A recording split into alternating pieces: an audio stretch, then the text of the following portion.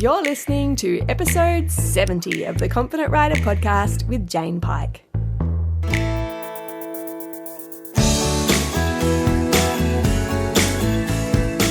Hi, fabulous one. So yesterday on my Confident Writer Facebook page and also on the Instagram account, I put up a post that related to kindness, and it was probably one of the most commented on posts that I've ever put up. I was really surprised just how many people interacted with it, because I guess when you create something and every morning I sit down and think about what's on my mind, and sometimes it comes together as a coherent whole, sometimes it really doesn't. And I've tried to make a practice of putting it out there anyway. But to me, kindness and practicing self-kindness and self-compassion is what I consider to be the highest form of practice, the ability to be kind with your mind, and kind with yourself, kind in every sense of the word. And there are multiple reasons why I believe that. And I thought what we could discuss today was perhaps some of the things that come up in discussion when I talk about this subject, and also the ramifications, both positively and negatively, of actually really investing in practicing self-kindness and self-compassion. For me, it's an ongoing active practice. I definitely am a recovering perfectionist, and I've done really well in the past to an extent, I guess. There are drawbacks of this approach as well, absolutely. But I've done really well with pushing myself hard. I'm a person that naturally works hard, and I think I have in the past used working hard and achievement in different areas of my life as a means to kind of prove myself. And I don't know that I've been really conscious of that at the time. Like, I don't think that's been part of my narrative or story that I've been telling myself. But there's definitely been this underlying driver, this current of feeling that my validation, or needing a sense of self-validation, I guess, which relates to feelings of self-worth, feelings of feeling good enough just per se as a human being, through what it is I've been able to produce, what it is I can do, you know, how hard I can work. And that push-through mentality hits a threshold because it's not a sustainable way of showing up in life. And we can find that we get ourselves into this spiral where the practice of doing that is actually moving us further away from what it is we're looking to feel more of. You know, so if we're wanting to feel a greater sense of value, a greater sense of self-worth, a greater sense of, you know, being good enough, I guess, then the irony is that some of the ways that we're doing that are inherently propelling us in the opposite direction.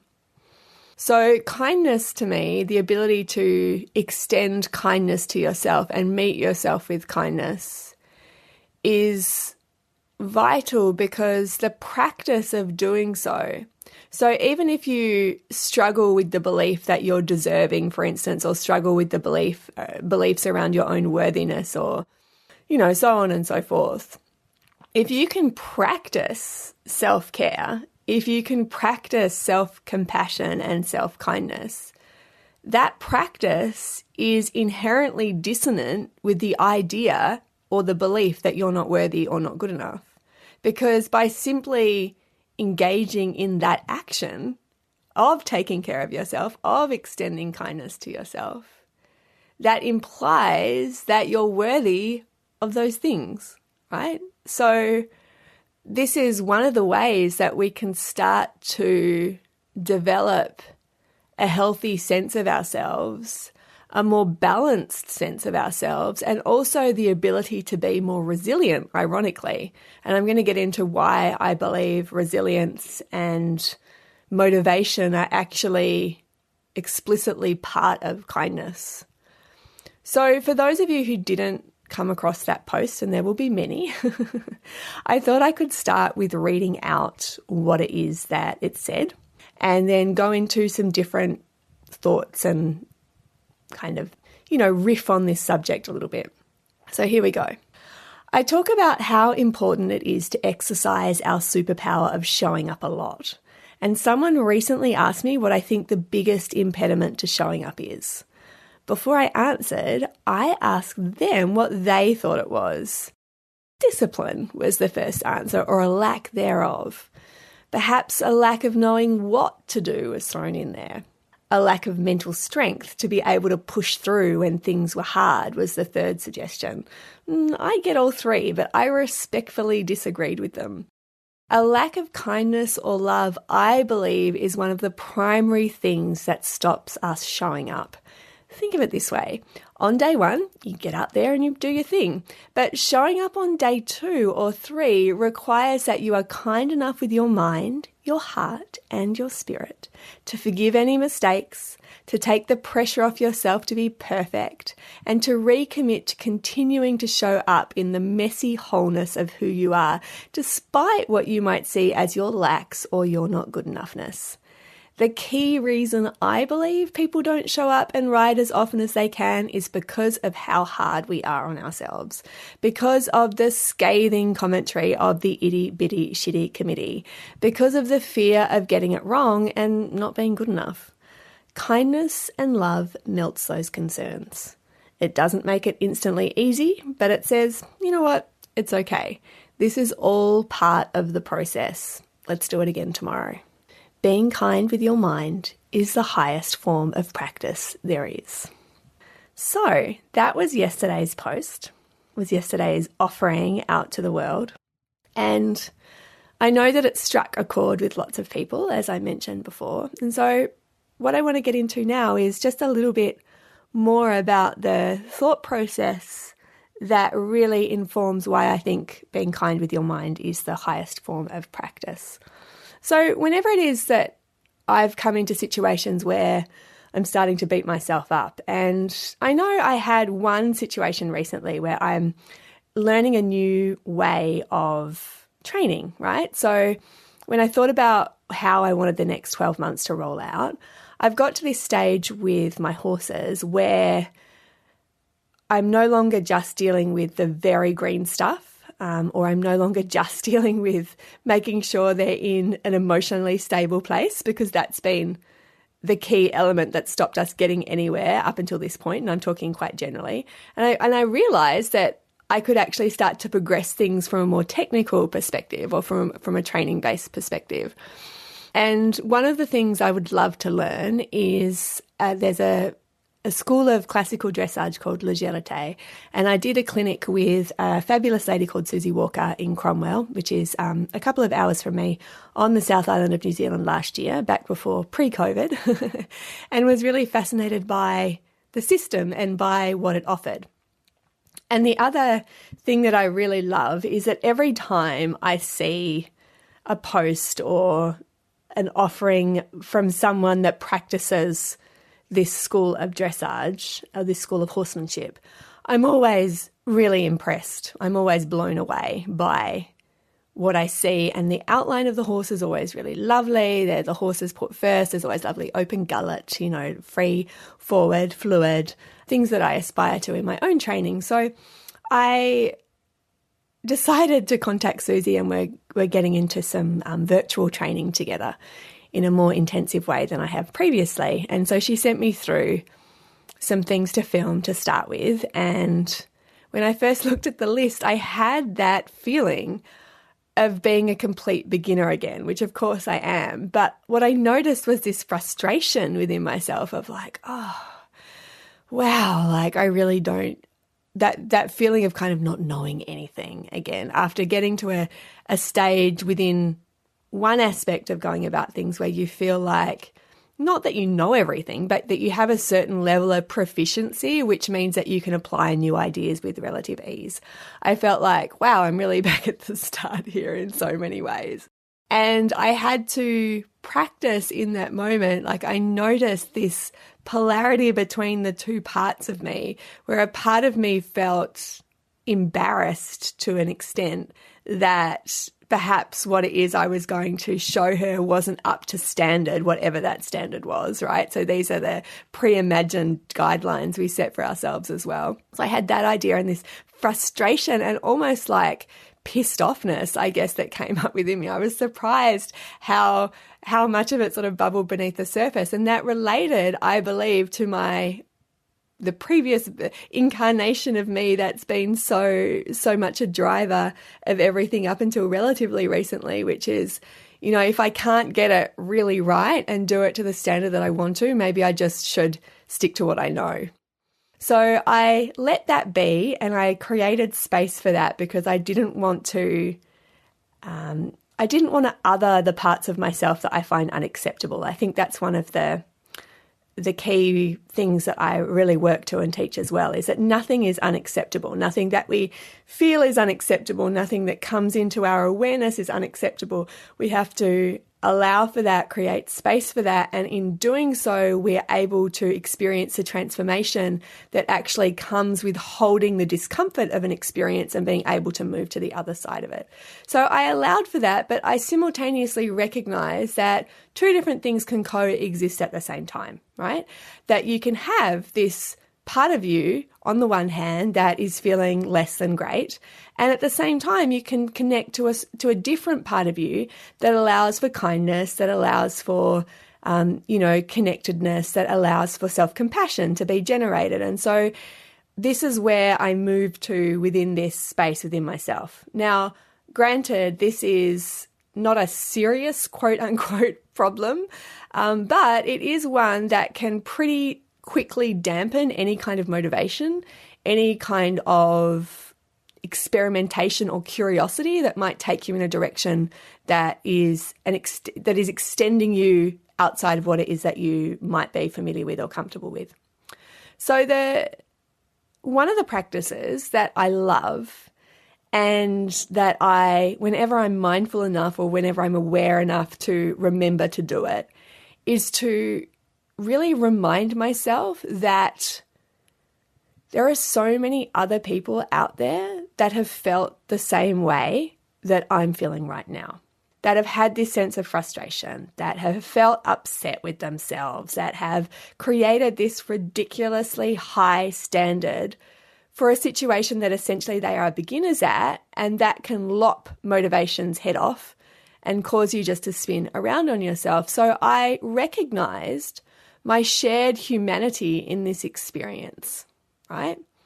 And when we were able to do that, when we're able to realize that this is not actually that unique of a problem, maybe the specifics of this situation are unique and individualized, but people feeling this way is something that exists out there in so many different ways. And doing that takes you out of the sense of isolation that self-criticism and the Itty Bitty Shitty Committee can throw over you. Because one of the things that happens when we get overly critical or we're imposing really harsh standards on ourselves is that we lose our perspective and we become very self-absorbed in that situation, and then we become an island. This is where shame and hopelessness and helplessness come to rest, essentially, because we drive that feeling of parasympathetic shutdown, hypo activation deeper into our system, and we compound what it is that's already present. So cracking that open and actually actively seeking out connection, even if no one is sitting in front of you, even if this is an imagined connection, I can still recognize and I can viscerally feel that so many other people out there have felt the way that I feel now. And then I will remember, as part of that shared conversation, this bigger conversation that takes this experience outside of my own individualized experience, that life and learning, even if it's stuff that we want, even if it's kind of a privileged position to be in, as in this example, is tough sometimes. Like, it's hard to extend yourself out there and to do stuff that's not familiar to you. This is a big thing. And so to say, you know what, it's okay that there's a part of you that's like, oh my goodness, where is this going to go? What is this going to look like? Am I going to make a fool of myself? That's okay, because it's kind of part of it. And if you can meet yourself with kindness at that point, what that allows for is the recognition that you probably are going to stuff it up at some point along the way. You probably are going to do a series of things that are so far from the benchmark that you're hoping to achieve. You're probably going to get confused. You may well confuse your horse along the way. That is obviously not the aim, but that's going to happen because that is the nature of learning. And if you can accept that, then you allow for action and momentum to be created because you're accepting of all possibilities that lie on the other side.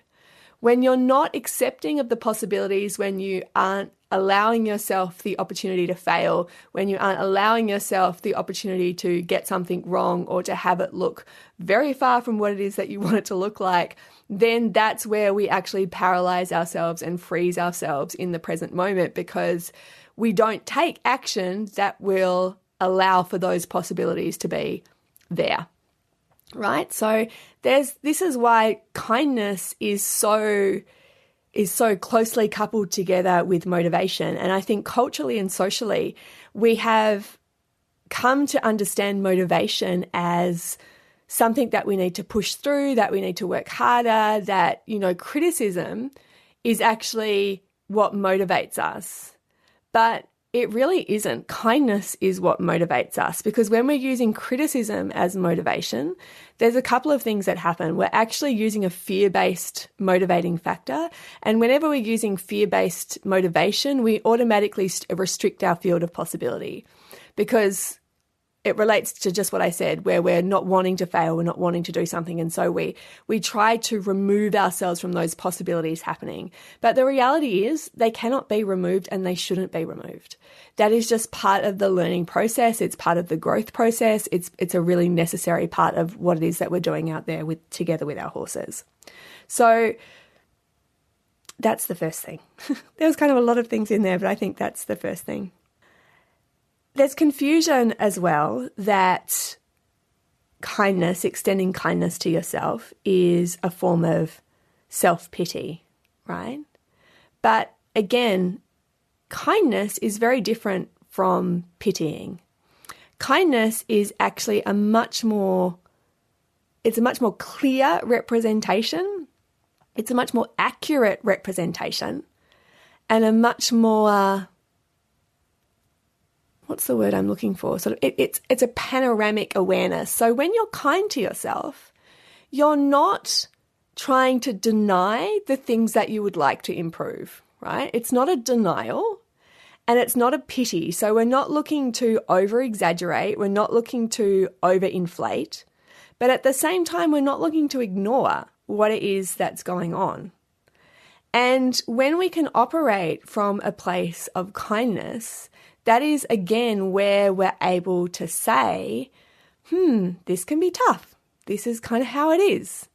And what is it that we can do to take these elements that perhaps we want to improve, that perhaps don't sit well with us? How can we take those aspects of being and actually allow them to improve our experience? Yeah. One of the really key things about kindness is that when we speak to ourselves in specific ways, especially when it's related to self-criticism, we inherently self-soothe, or we move ourselves into survival responses. So if we think about some of the commentary that we might hear, you're not good enough, what are you even thinking, this is stupid, so on and so forth. When we think about that type of conversation activates or can activate the flight-fight response in us. So you're stupid, you can't do this, you're not good enough is fight language, right? that activates a fight response, a survival response in our system. You should get out of here. What were you even thinking? Can exist in the flight channel that can activate a flight response.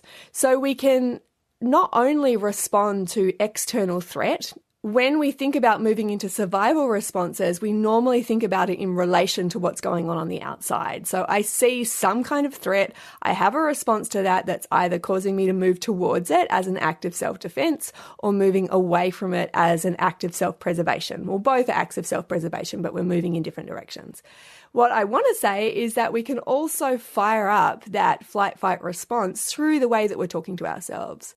And that is part of tapping into that social engagement system, or the shadow side of the social engagement system, where we're having conversations that activate survival responses, that exacerbate feelings of anxiety, that exacerbate feelings of concern, that make us feel imbalanced and ungrounded and more disconnected from ourselves. So kindness is a way of just self-soothing again, of meeting ourselves with a nurturing quality, of understanding that the outcomes that we're wanting to create do not get helped, aren't assisted by beating ourselves up, by criticizing ourselves. And if we can at least start with this kindness point, then we can relax a little bit, our systems soften a little bit, the edges of our resistance softens a little bit. And as a consequence of that, we have a clearer perspective about where it is we want to take things moving forward. Doing the opposite, meeting yourself with criticism, actually undermines your confidence. And it actually disables your ability to make change. Because when you meet yourself with criticism, again, you're finding a part of your experience or a part of yourself unacceptable. And it's really unlikely that you're going to be able to admit where it is you want or need to change.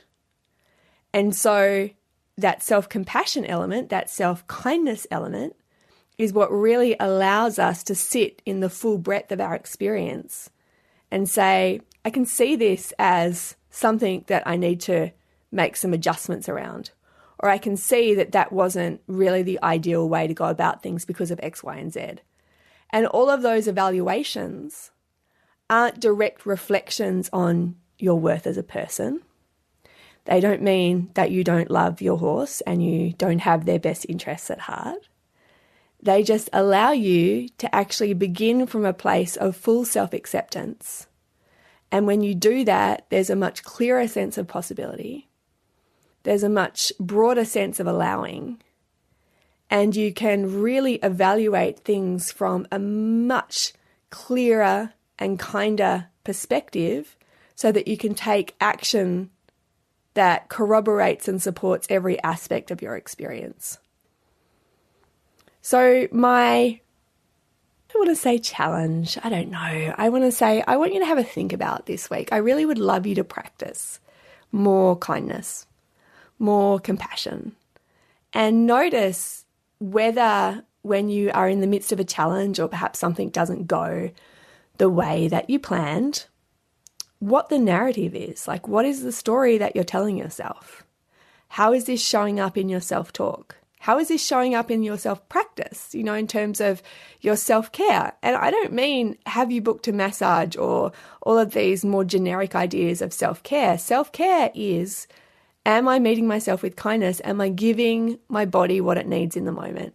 When it registers a need for sleep, for food, for drink, for water, am I fulfilling that? That is the basic tenets of self-care, And remembering back to what it was we discussed earlier in this podcast, the practice of self-care is dissonant or incompatible with the belief that we're not worthy or the belief that we're not good enough. And that belief is the underlying one that derails so many aspirations in both writing and in life. So if we can actively show self-care, we're automatically ensuring that our experience is incompatible with this idea that we're not worthy or not deserving. So begin with that as your practice point for this week. I hope that was helpful in some way. I really appreciate you being here with me and for all of your interactions as well in the various other places that I live in the virtual world. Have a great week. I'd love to hear how you get on. So if this hits the spot for you in some way, please let me know. And of course, I will catch you next week in the next episode.